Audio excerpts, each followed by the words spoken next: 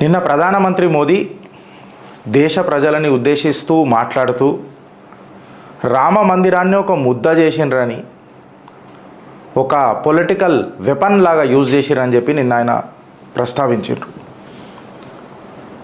ఆయన కంప్లీట్గా మాట్లాడుతూ ఆయన ఏమన్నానంటే, ఒక రామ మందిరం ఏదైతున్నదో దశాబ్దాల వారీగా రామ మందిర నిర్మాణాన్ని వీళ్ళు ప్రోత్సహించకుండా లాయర్లను పెట్టి 24 మంది లాయర్లను పెట్టి ఎంతసేపు దాన్ని పోస్ట్పోన్ చేయనికే చూసిరు తప్ప, వాయిదాలు వేయనికే చూసిరు తప్ప హిందూ మనోభావానికి పెద్దపీట ఎన్నడ వేయలేదని చెప్పి దేశ ప్రధాని మోదీ గారు మాట్లాడినారు. ఆయన ఏమన్నారంటే, కాంగ్రెస్ దలుచుకున్నుంటే ఇది ఎప్పుడో అయిపోతుండే, కాకపోతే కాంగ్రెస్కి ఇది ఇష్టం లేకుండే. వాళ్ళు ఏ రకంగానైతే కాంగ్రెస్ని ట్యూన్ చేసి దేశ ప్రజలని ఎట్లా మభ్యపెట్టాలని చూసినరో మనమందరం చూసినాం. ఇన్ఫ్యాక్ట్ చెప్పాలనంటే రామ మందిరాన్ని ఒక పొలిటికల్ వెపన్ లాగా చేసి మతతత్వ విద్వేషాలు రెచ్చగొట్టడానికి ప్రయత్నం చేసినారు. అసలు ఈ రామ మందిర పోరాటం అనేది భారతీయ జనతా పార్టీ పుట్టక ముందటి నుంచే జరిగింది. ఇది కొన్ని వందల సంవత్సరాల నుంచి మనందరి ఆస్థ, మన ఆరాధ్యం ఆ రామ్ లల్లా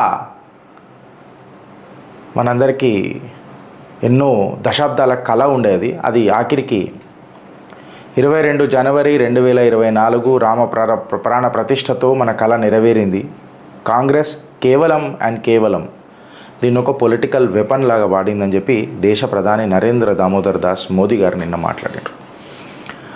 ఆ ముచ్చట మాట్లాడుకుంటేనే ఆయన ఏమన్నాడంటే, డిఎంకే ఏదైతే రూట్స్ ఉంటుందో ఫ్రెండ్స్, అసలు వీళ్ళు మనుషులేనా, లేకపోతే వీళ్ళకు నిర్మూలించేసేయాలి, సనాతన ధర్మాన్ని ఎరాడికేట్ చేసేసేయాలి, it should be eradicated something like a dengue అనే మలేరియా అని చెప్పి మాట్లాడడం ఎంతవరకు కరెక్టు? వీళ్ళ డిఎన్ఏలలో మనిషి గుణాలు ఏమైనా ఉన్నాయా, లేకపోతే రాక్షసత్వం ఏమైనా ఉన్నదా? ఇట్లా ఎవరన్నా ఆలోచిస్తారా? ఒక జాతి ఇంకొక మనుష్య జాతిని నిర్మూలించేద్దామని అనుకుంటుందా? అంత హేట్రెడ్ హిందువుల మీద లేకెందుకు? డిఎంకే కేవలం సనాతన ధర్మాన్ని వ్యతిరేకించనికనే పుట్టిందా అని చెప్పి నిన్న నరేంద్ర దామోదర్ దాస్ మోదీ గారు మాట్లాడారు.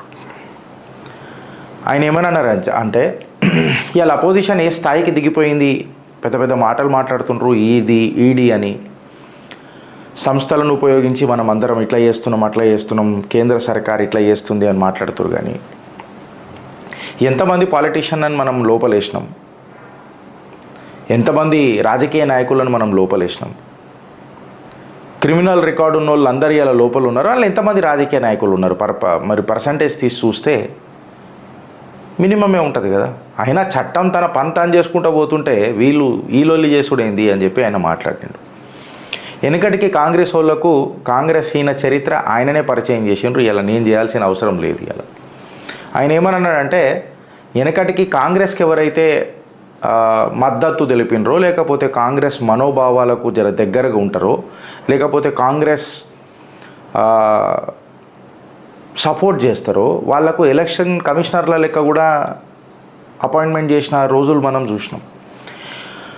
ఆఖరికి జడ్జిలు కూడా కాంగ్రెస్కి అనుకూలంగా ఉండాలి అని చెప్పి వాళ్ళు భావించిన వాళ్ళు ఇక వీళ్ళు ఏం చేస్తారు అనేది నిన్న మోదీ గారు ప్రస్తావించిన మాటలో ఒకటి. ఆయన ఇంకో మాట ఏమన్నాడంటే, ఇలా కాంగ్రెస్ పరిస్థితి ఎట్లయిపోయిందనంటే, కాంగ్రెస్ నాయకులని దూషిస్తున్నారు. రామ ప్రాణ ప్రతిష్టకు మీరు రారా భయ్, ఇంతగానం మీరు ఘోరమా, ఇంత హేట్రెడా మీకు అని చెప్పి కాంగ్రెస్ నాయకులే కొంతమంది కాంగ్రెస్ నాయకత్వాన్ని దూషిస్తున్నారు. ఎన్నో జాగాలల్లా నిలబడదామనంటే కూడా అసలు ఇలా క్యాండిడేట్లు దొరుకుతలేరు. కొన్ని జాగాలల్లో, ఎస్పెషల్లీ రాజస్థాన్ అట్లాంటి జాగాలల్లో వీళ్ళకు క్యాండిడేట్లు కూడా దొరుకుతలేరు. కంప్లీట్గా వీళ్ళు వాషౌట్ అయిపోయినారు. ఎందుకనంటే వీళ్ళు కంప్లీట్ ఇలా హేట్రెడ్ పాలిటిక్స్ ఏవైతున్నాయో ఇక వీళ్ళు ముంగట పడేటట్టు లేరని చెప్పి క్యాండిడేట్ల మనసులలో కూడా బీజం నాటిపోయింది. వీళ్ళు ఏదైతే కళ అంటున్నారో ప్రభుత్వం ఫామ్ చేద్దామనని, అది ఇన్ఫ్యాక్ట్ అది కళ అని చెప్పి ఆయన నిన్న మాట్లాడాడు. Last but not the least, ఆయన కాంగ్రెస్ ఎలక్షన్ మేనిఫెస్టోని తెర మీదకి తీసుకొస్తూ మాట్లాడుతూ, కాంగ్రెస్ మేనిఫెస్టో మనం అందరం సాక్షులమైన ఎంత ఘోరాతి ఘోరంగా మైనారిటీ అపీజ్మెంట్ తీసుకొచ్చిండ్రు. ప్రగతిశీలంగా ఆ మేనిఫెస్టో ఉందా, లేకపోతే కాంగ్రెస్ అండ్ కేవలం కుటుంబ రాజకీయాలను ప్రోత్సహించనీకే ఉన్నదా? ఈ అడ్డమైన బడ్జెట్లను తీసుకొచ్చి ఈ మేనిఫెస్టో వల్ల ఎస్పెషలీ భారతీయ యువతకు తీరని అన్యాయం, అవమానం రెండు కాంగ్రెస్ పార్టీ చేస్తుంది. ఉద్యోగాలు ఇచ్చే దగ్గర పైసలు వంచుతానని అంటుంది. మహిళల ఆత్మగౌరవం నింపి వాళ్ళ ఆత్మవిశ్వాసం నింపే దిశగా ముంగడుకోవాలి, కానీ పైసలు వంచి వాళ్ళని గృహిణికే అంకితం చేసే మేనిఫెస్టో కాంగ్రెస్ మేనిఫెస్టో అని చెప్పి ఆయన మాట్లాడాడు. యువతకు అసలు ఏం చేస్తాం అననే ముచ్చట లేదు. ఇన్ఫ్యాక్ట్ వాళ్ళ ఎడ్యుకేషన్ ఎట్లా తీసుకుపోతామని అనేది లేదు, వాళ్ళ నైపుణ్యం ఎట్లా పెంచుతామని అనేది లేదు, వాళ్ళ స్కిల్ ఎట్లా పెంచుతామని అనేది లేదు, ఒక ప్రాక్టికల్ సినారియో లేదు, ఇన్ఫ్యాక్ట్ థియరీ కూడా డిస్కషన్లో లేదు. ఆల్ ఆఫ్ ది సడన్ ఏం చేస్తామని అంటే పైసలు పంచుతాం. ఇంకొక ముచ్చట, గరీబోళ్ళ దగ్గరికి, మన అమీరోళ్ళ దగ్గర కానీ పైసలు లూటాస్తాం, గరీబోళ్ళకి పంచుతాం. ఇంకేం చేస్తాం, క్యాస్ట్ సెన్సస్ చేస్తాం. ఇంకేం చేస్తాం, మైనారిటీ అపీజ్మెంట్ చేస్తాం. ఇలా ఎలక్షన్ మేనిఫెస్టోనే ఇలా కాంగ్రెస్కి పాలిట శాపం అవుతుంది. కాంగ్రెస్ అధికారం దూరం మాట, కానీ ప్రధాన ప్రతిపక్ష హోదా తెచ్చుకుంటే గ్రేట్ అని చెప్పి నిన్న నరేంద్ర దామోదర్ దాస్ మోదీ గారు దేశ ప్రజలని కాంగ్రెస్ హీన చరిత్ర పరిచయం చేస్తూ మాట్లాడిన సన్నివేశం మీ ముంగట పెట్టిన ఫ్రెండ్స్.